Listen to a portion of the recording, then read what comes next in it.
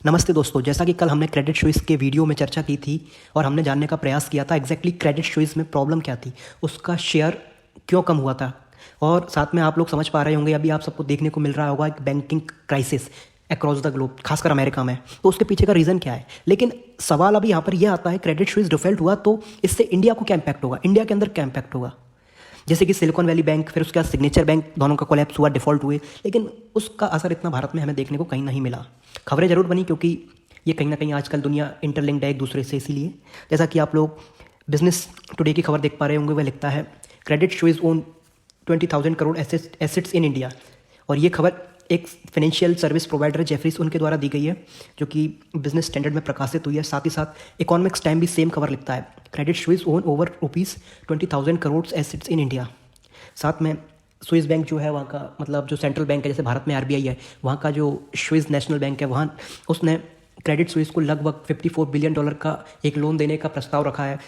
तो चलिए शुरू करते हैं, एग्जैक्टली ये घटनाक्रम है क्या, इसमें जानने का कोशिश करते हैं। चलिए शुरू करते हैं।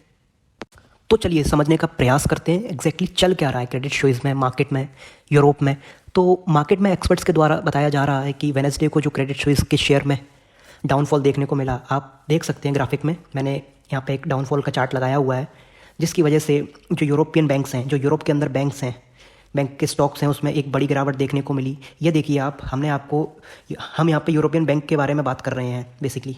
हालात अब ये हो गया है कि जो वैल्यू क्रेडिट स्विस के एक शेयर की थी वह लगभग 2 स्विस फ्रैंक के आसपास थी, अब वह अब उससे भी बिलो हो गई है लगभग, अगर आप 2 दिन पहले का देखेंगे तो। मतलब कि क्रेडिट स्विस जो है, आप सब जानते ही हैं कि एक स्विट्जरलैंड बेस्ड बैंक है और इसका जो करेंसी है वह स्विस फ्रैंक है, और ये 2 स्विस फ्रैंक के भी नीचे तक आ गया था 2 दिन पहले तक।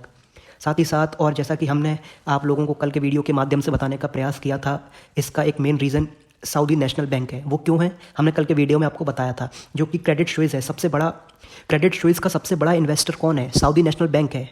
उनका लगभग अभी फ़िलहाल में 9.9% स्टेक है और ओवरऑल में भी 36% है। हमने कल के वीडियो में बताया था, आप जाकर उस वीडियो को देखिएगा। तो अब जब से प्रॉब्लम चल रही थी क्रेडिट स्विस में पिछले कुछ दिनों से, तो एकदम से मार्केट में बयान आता है सऊदी नेशनल बैंक से कि अब हम इसमें और इन्वेस्टमेंट नहीं करेंगे, जिसकी वजह से मार्केट में पैनिक क्रिएट हुआ और ऑटोमेटिकली लोगों ने सेल करना स्टार्ट किया और जिसकी वजह से प्राइस फॉल हुआ। जैसा कि आप न्यूज़ की हेडलाइन देख रहे होंगे, जहाँ पर इंडियन एक्सप्रेस लिखता है Credit Suisse more relevant to India than Silicon Valley Bank. ये खबर जेफरीज के हवाले से दी गई है। जेफरीज एक फाइनेंशियल न्यूज़ प्रोवाइडर है। साथ ही साथ लेकिन हम इस वीडियो में आपसे डिस्कस करेंगे, ये इस वीडियो के माध्यम से डिस्कस करेंगे कि इसका रेलेवेंस इंडिया पर क्या है। यहाँ पर जो एक्सपर्ट्स हैं उनका सोचना ये है, उनका मानना ये है, given the relevance of Credit Suisse to India's banking sector, इसकी वजह से इंडिया के अंदर प्रॉब्लम हो सकती है। और इसकी वजह से इन्वेस्टर कह रहे हैं, इन्वेस्टर का मानना है कि हम एक्सपेक्ट कर रहे हैं कि RBI, reserve bank of India, जो है सेंट्रल बैंक भारत का, वह सही समय पर आके इंटरवीन करेगा। अगर ज़रूरत हुई तो हो सकता है बहुत से लोगों का जो पैसा है, एसेट्स हैं, लोगों ने उनकी शिफ्टिंग करना स्टार्ट कर दी हो क्रेडिट स्विस से बाकी बड़े दूसरे बैंकों में।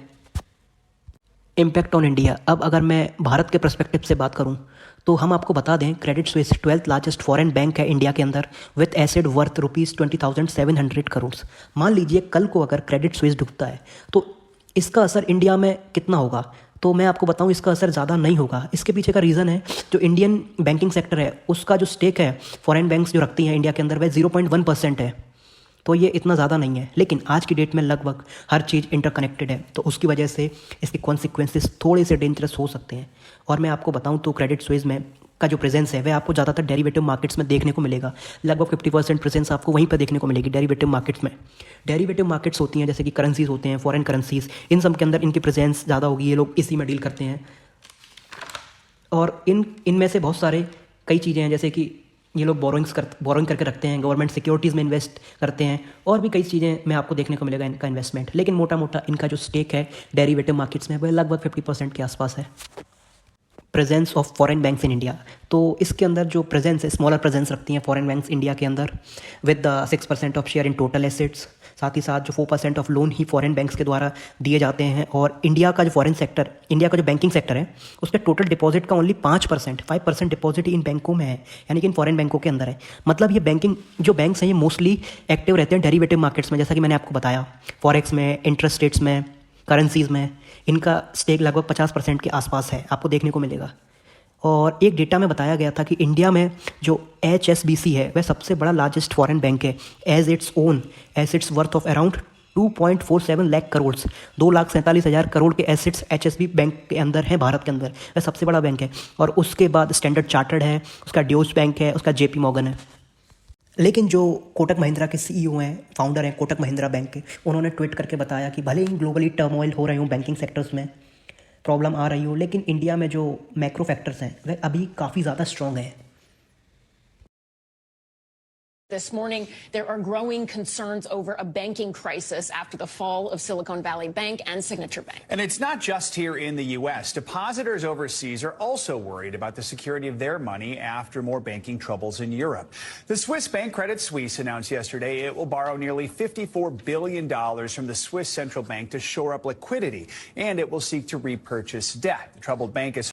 क्या स्विस नेशनल बैंक पैसे छाप रहा है? Is really Swiss national bank printing money?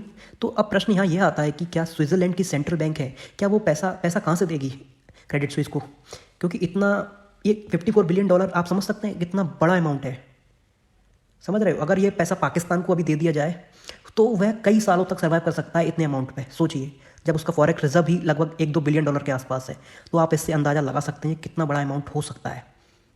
तो ये पैसा कैसे देगा, सबसे बड़ा सवाल ये है।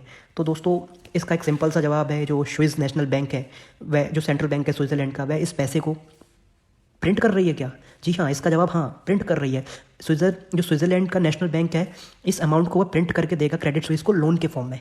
अगर आप लोगों ने थोड़ी सी भी इकोनॉमिक्स कहीं ना कहीं पढ़ी हो या सुनी हो, जो कॉमर्स के छात्र हैं, जो बिजनेस के छात्र हैं, उनके लिए इस कंसेप्ट थोड़ा ईजी होगा, लेकिन मैं आपको बताने का प्रयास करता हूँ। अगर बचपन में हम सब सोचते थे कि सरकार के पास अगर इतना पैसा है तो मशीन है उसके पास पैसे छापने की, तो वो पैसे छाप के लोगों में डिस्ट्रीब्यूट क्यों नहीं कर देती, गरीबी कम क्यों नहीं कर देती?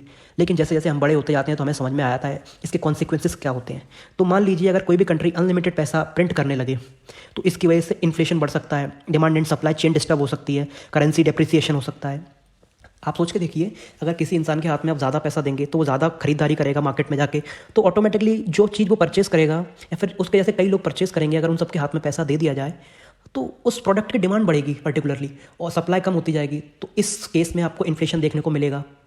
इसीलिए जो बैंक्स हैं वो रेपो रेट लेके आती है, इंटरेस्ट रेट्स हाइक करती हैं। आपने अभी तो सुना हो US का फेडरल रिजर्व ने इंटरेस्ट रेट हाइक किया, RBI ने किया, तो वो इसीलिए होता है जिससे महंगाई को कंट्रोल किया जाए।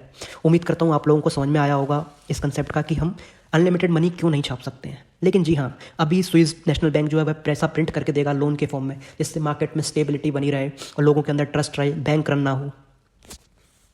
अब मैं अगर अंत में बात करूं, फाइनली क्रेडिट स्विस जो है इंडिया में इस्टेब्लिश किया गया था 1997 में। साथ ही साथ आपको इसके offices Mumbai, Pune, Gurgaon with vendor offices in Bangalore, Kolkata and Hyderabad में देखने को मिलेंगे। और अगर मैं क्रेडिट स्विस की बात करूं, फॉर क्रेडिट स्विस इंडिया एक बहुत इंपॉर्टेंट डेस्टिनेशन है क्रेडिट स्विस के लिए। साथ ही साथ इंडिया सेकंड लार्जेस्ट फुटप्रिंट देखने को मिलेगा आपको। और इसको अपना वक्त चलाने के लिए, यानी कि क्रेडिट स्विस को अपना काम चलाने के लिए India is a important recruitment centre भी है। उम्मीद करता हूँ आप लोगों को वीडियो इंफॉर्मेटिव लगा होगा। ऐसे ही और घटनाक्रम को चर्चा करने के लिए बने रहिए हमारे साथ। धन्यवाद।